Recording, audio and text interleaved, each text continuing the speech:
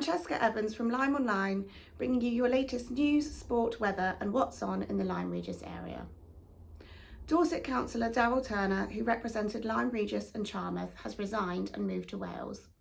Announcing his decision to step down on social media, the Conservative councillor made a scathing statement about Dorset Council, saying it would continue to increase council tax and overspend, with no real drive towards creating income streams or easing the burden for residents. Councillor Turner, who served on the former West Dorset District Council and Dorset County Council before they amalgamated to form Dorset Council in 2019, called out the new Unitary Authority's leader, Spencer Flower, who was reportedly heard saying that Councillor Turner would not be selected as a Conservative candidate again during a virtual meeting of the council in July last year. The issue was not taken forward after Councillor Turner made a formal complaint to Dorset Council's monitoring officer, which he said reflected a pathetically weak system. In response, Councillor Flower said it was known that Councillor Turner was disappointed that he did not receive a cabinet position when the council was formed in 2019 and found being a team player a challenge. Councillor Turner also used his resignation to call out Lyme Regis Town Council for its recent infighting, saying the town needed and deserved better. And Lyme Regis Town Council were at it again on Wednesday night when the long-running argument over Lyme Forward's £10,000 a year grant finally came to a head.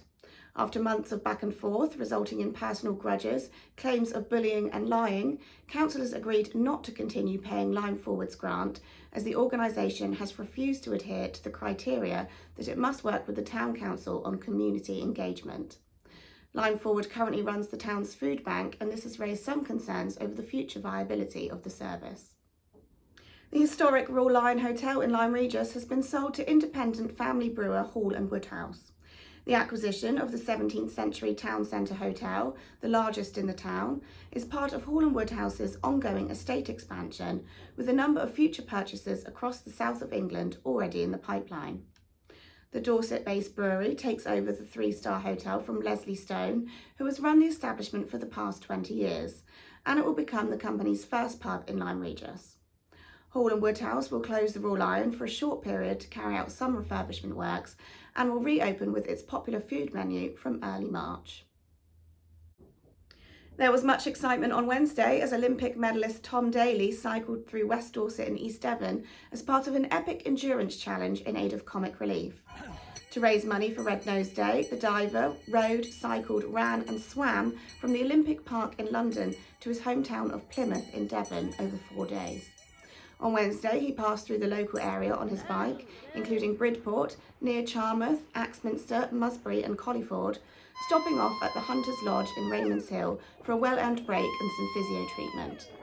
Crowds lined the streets along the way to cheer him on. Tom completed the challenge in Plymouth on Thursday, and it will be screened on the BBC in March as part of Red Nose Day coverage. In weather news, Storm Eunice is expected to batter the southwest today. The Met Office has issued an amber weather warning for wind. It says the gale force winds will be at their strongest in coastal areas of the southwest, where they could be in excess of 90 miles per hour. Anything above 75 miles per hour is classed as a hurricane on the Beaufort wind scale. The warning means that there is a good chance that flying debris could result in a danger to life, and damage to buildings and homes is likely, with roofs blown off and power lines brought down. Roads, bridges and railway lines are likely to close, with delays and cancellations to bus, train, ferry services and flights. There is a good chance of power cuts and mobile phone coverage being affected. People should stay away from the coast, as large waves and beach material are likely to batter seafronts, and it's likely there will be falling branches and uprooted trees. Some Lyme Regis businesses have already announced that they will be closed today for safety reasons. A red warning has been declared in other areas of the southwest, the first issued by the Met Office for wind since 2018, with a major incident being called in areas of Somerset, Gloucester and Bristol. The high winds are forecast to continue throughout the day, although easing to between 40 and 50 miles per hour later, and then continuing throughout Saturday and Sunday.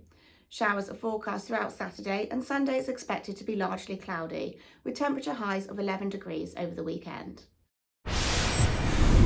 And now for sport. The weather is expected to play havoc with this weekend's football programme, with Lyme Regis first team scheduled to travel over the Devon border for a local derby against Colleton.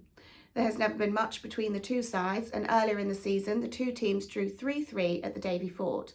The Seasiders will be anxious to play the game after 2 victories have given them hope of moving into the top half of the Devon and Exeter Premier Division. Lyme sit 1 place behind Colleton in the table, trailing by 1 point but have a game in hand. 3 points against the East Devon side could see them challenging for 4th place. The good news is that the Lyme side will still include the in-form Fred Parsons, whose partner gave birth to a little boy, Arthur, this week. Manager Julian Simia offered to give him a Saturday off following the birth of his first child, but Parsons said he wanted to play, especially as they could be without the influential Callum Garrett, who is nursing an injury. Last Saturday, the Seasiders avenged an early defeat by bottom of the league Ottery St Mary with a 2-1 win at Washbrook Meadows, with Parsons netting both goals, making it 8 strikes in 4 games for the midfielder. Lyme reserves have been doing well in Devon and Exeter Division 3, but they were knocked out of the Bill Slee Cup last Saturday with an abysmal performance, losing 4-2 to South Zeal, who play a division below them. Tomorrow they're at home to University of Exeter with a 2:15 kick-off. Upline first team were without a fixture last week, but travel to Witheridge tomorrow, where they will be hoping to strengthen their 3rd place in Division 6. Charmouth were also without a game in the Perry Street League, but tomorrow face a crucial fixture against Drimpton, the 2 sides being neck and neck at the top of Division 2. There is plenty of live music to keep you entertained in Lyme Regis this weekend, with Scottish folk trio Lau performing at the Marine Theatre tonight, while local duo Guilty Pleasure play at the Ship Inn. The 10-piece band Nabian Twist, who recently performed on the Later with Jules Holland show, will be at the Marine Theatre on Saturday, and the Nag's Head will host its weekly live music night from 9 p.m. Thanks for watching LymeOnline's video news bulletin.